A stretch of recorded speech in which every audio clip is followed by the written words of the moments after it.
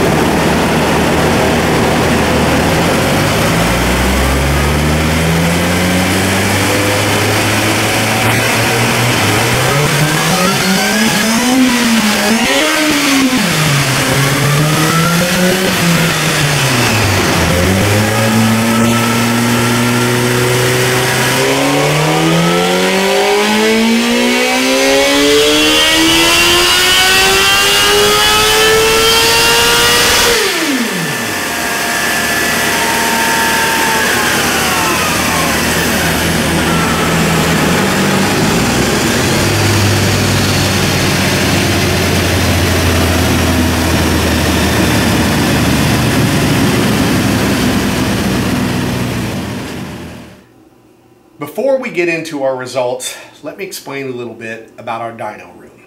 It's actually a room within a room.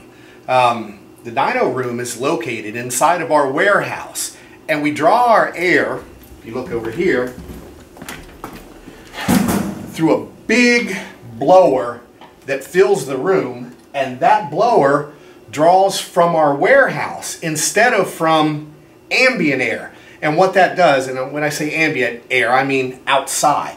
So in the wintertime, it'll pull from our warehouse, which is heated, and then we have big vents that fill the warehouse. And what that does is make things a little bit more consistent for us. So the readings that we get out there in the wet bean field, obviously the dyno isn't in a wet bean field. So it's going to be a little bit more consistent for us. So let's go over here to the dyno.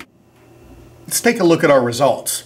We're on the SAE scale, and if you look, the red run here is the one we just made. I pulled up another one from our 2017 Gixxer in better conditions, but this is awesome. The room temperature, almost identical. The pressure in the room, on the run we just made, was slightly higher, but the correction factor, 1.03 SAE scale, identical. Look at this humidity, 24% higher on the run we just made compared to the previous run. So what does that mean on our chart? Look at this gap, all the way up. Most definitely less power to be had, horsepower and torque on the run we just made. So once again, I apologize, it's a little cumbersome, but I want to pull up uncorrected and show you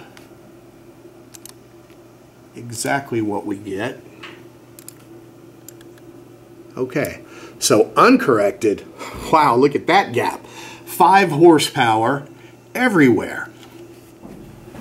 So that goes to show that the SAE correction factor is doing a nice job of pulling those runs closer together.